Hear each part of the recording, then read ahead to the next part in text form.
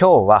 フォアハンドの重く弾むボールを打ちたい。もう相手の1メーターいや50センチの通してもエースを奪える、そんなショットですね。そんなショット打ちたいですね。それはエースを奪うことを目的としないで結果エースにはなってたけど、なるほど。何よりもやはりアンフォースドエラーを少なくする、これがすごい重要なんじゃないかなっていうふうに思います。はい。皆さんこんにちは、金子秀樹です。酒井亮太です。金子コーチ、今日はフォアハンドの重く弾むボールを打ちたいっていうことで、そういったボールを打つためにはどこに気をつけたらいいのか、レクチャーいただけますか？了解です。重いボールは打てるようにしておきたいですね。速いボールももちろんその中で打つことは大切なんですけど、やはりそう何球も打てるものではない。だからあまり速いボールを打とうとはしないです。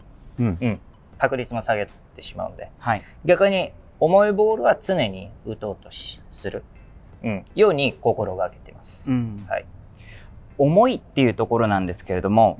重いと速い、重いと速いの違いなんですけども、重いっていうとスピードと回転量っていうことですかね。感じるっていうことですね。で重いと、速いになるのか、なので対比として重いと軽いになるのかと思うんだけど、速いボールっていうのは軽いボールもある。なるほど。速くても重いボールもあるわけですね、そこはね。あるし、速くて軽いボールで、大体その常に速いボールを打とうとしてる速いボールは軽い。もう自転車で一緒で10分で慣れてしまう。なるほど。重いボールはなかなか慣れない。常に弾かれてしまう。スイートスポット当てないと。そういう重いボールっていうのはどういうふうなことに気をつけると？回転。で回転させるにはどういうふうな打ち方が最適なのか。手で打つのか、体で打つのか。当然体で打つことになるんだけど、あとはトップスピンかけるためにどういうふうなところを意識するかというのもすごい重要で、今回意識してもらうのはトップで捉える、フォアハンドでもトップで捉えることによって重いボールが、打てる。重いボールっていうふうには言ってるんですけど、回転量が回転がかかるので、ショットとしての安定性も増す。なるほど。じゃあそれを重くてしかも安定性も増すって言ったら、いいとこずくめですね。いいとこずくめで、ボールも決まりやすい。速いボールよりも。速さだけじゃないんですね。決まるっていうのは。やはり速いと相手もリズムよく打ってしまうんで、逆にポイントとしては終わらせられない。相当距離的なアドバンテージがあって、オープンスペースに打って決まるっていうのはあるんだけど、相手の重心の逆にとか、要はもうこの力でしかエースを奪えないのが、重いボールを打てることによって、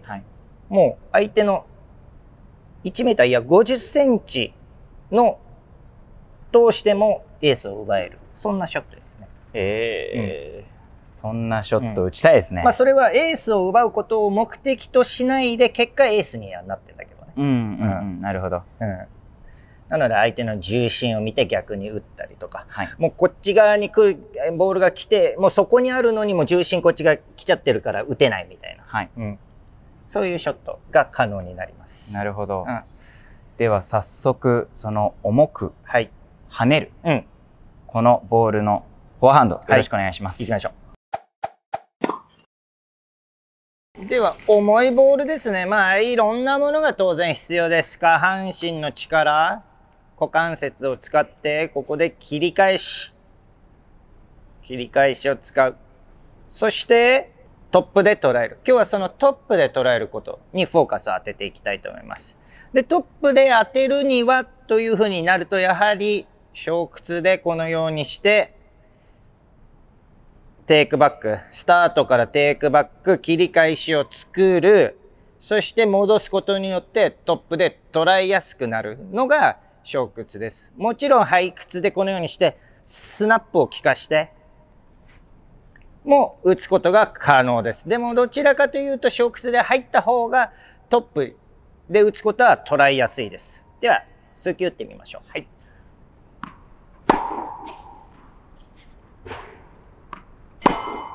ようにしてトップで捉えます。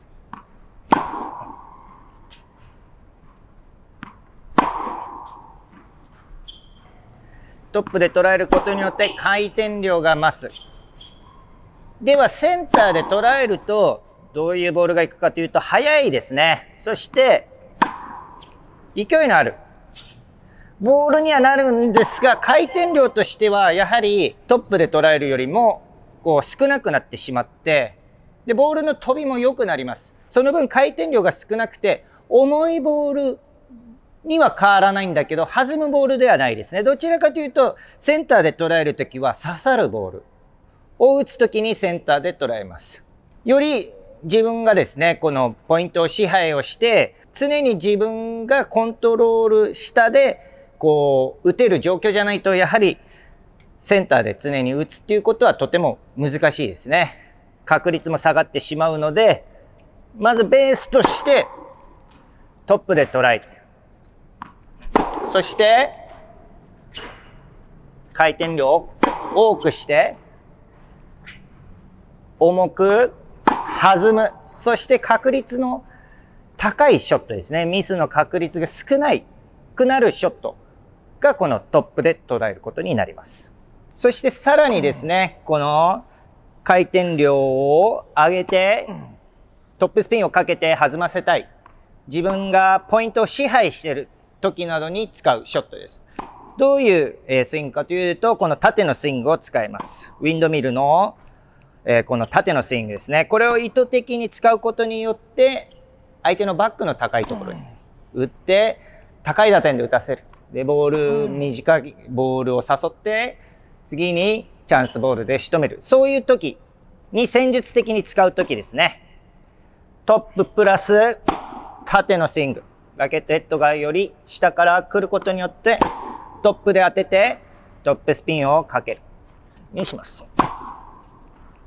下から入りすぎても当たりが薄くなってしまうので、トップで捉える、かつ少しだけラケットヘッドが下から来るように。そのためにこの縦のスイングを使います。そしてラケットヘッドも後ろから前だけだと距離の制限があるので、インサイドアウトにラケットスピードを逃がせるようにしといてください。まともに当たってしまうと距離の制限からアウトしてしまう。そのアウトが怖くなってスイングが少し躊躇してスイングをしてしまう。そうならないようにインサイドアウトに振れるようにします。打ててる打ててないの判断として、まず軌道確認をしてください。軌道確認をして若干カーブを描いたですねボールになってるかどうか。そして自分の感触として音、ボコッという音になってるか。感触としてガツッというフィーリング、当たったそういう風に感じるか。うまくトップに当たった時と、あとやっぱり切り返しのタイミングがバッチリ合った時っていうのが、やっぱボールが跳ねるかなっていう感じが、します。手出しなんで相手のボールのパワーがちょっと利用できてないので、若干かけづらい部分もあるんだけど、そこは切り返しのタイミングとか、打点、そしてトップで当ててるか当ててないかっていうところを、チェックするという意味で今の手出しにして、確認をできるように。これでも当たった感触が跳ねるボールが重いっていう時はなんか本当音自体もゴツっていう感じで、打ててるような気がします。でそれはミスショットではないので、その勘違いだけはしないようにしてください。もちろんストップで当たりすぎて、フレームショットしてしまう場合も出てくるんで、これはこれで大げさにちゃんとできてるっていう解釈をしていただいて、徐々に内側に、ボトムの方に持っていく。フレームショットしてしまったら徐々にボトムの方に持っていくように、はい、でまたセンターに戻ってしまったら少しトップで捉えていけるように、はいそういう調整をこの手出しで少し意識して取り組んでみてください。はい、私もちょっとセミオープンスタンスのウィンドミルでもいいですか？セミオープンスタンスなので少し前から出すようなボールにします。体は若干正面を向く状態になってるんですが、少しだけラケットの方の、足が後ろにあります。そうすることによって体を入れやすく、ひねりやすい。意識的にひねって、で、ひねった体の方向にラケットを持っていけるようにします。はい。では最後、ラリーを行ってみたいと思います。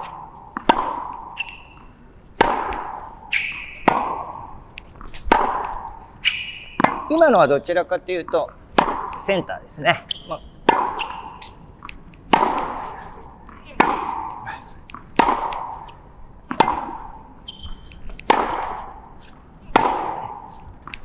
こういう音になった時はトップで捉えられてるってことです。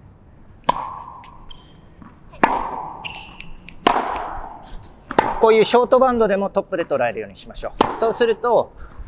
ボールがかっ飛ばないんですね。まずはミスしない。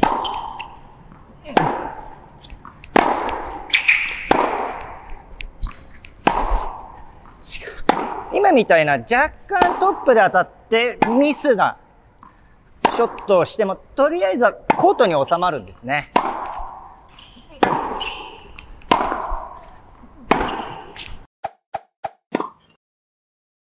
はい、以上になります。今日はフォアハンド重く弾むボールですねについて取り組みました。はい、重く弾むボール、理想のボールということで、はい、今日はトップで捉えるっていうことを練習したんですけれども、やはり当たった時の音ガツンっていうのと、あとはやっぱボールがうまく上がって、落ちて弾むので、その分自分も戻る時間もちろんあるし、次にチャンスが来る可能性も出てくるんじゃないかなっていうふうなことが、今日練習してて感じました。何よりもやはりアンフォースドエラーを少なくする、これがすごい重要なんじゃないかなっていうふうに思います。はい、それはただ打つとくじゃなくて、何かリアクションがあった時、はい、深い球が来た時、低い球が来た時、刺されそうな球が来た時のリアクションに対して一回一回ミスしてしまってはもうそれでポイント落としちゃうよね。はい、その時にちゃんと対応できて、そしてちゃんと攻められないショットを打ててる、はい、ここがすごい重要なんじゃないかなというふうに思います。なるほど。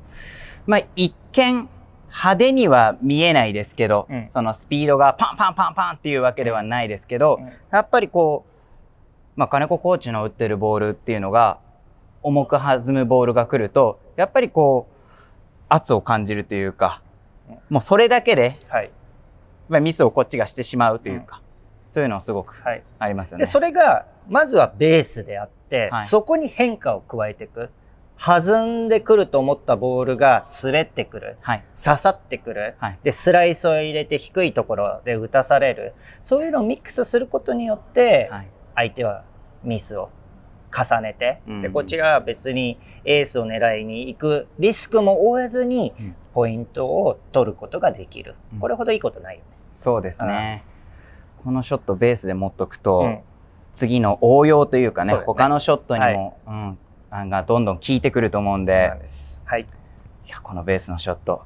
トップで打つ、あとは切り返しですかね、タイミングをしっかり合わせて打つという、このフォアハンドぜひ身につけたいです。ぜひ皆さんも試合の時にこのショットを打てるように練習に励んでください。はい、ではもしこの動画が参考になれば高評価、そしてチャンネル登録、コメントお待ちしております。 SNS のシェアもよろしくお願いいたします。では皆さんまた次回お会いしましょう。ありがとうございました。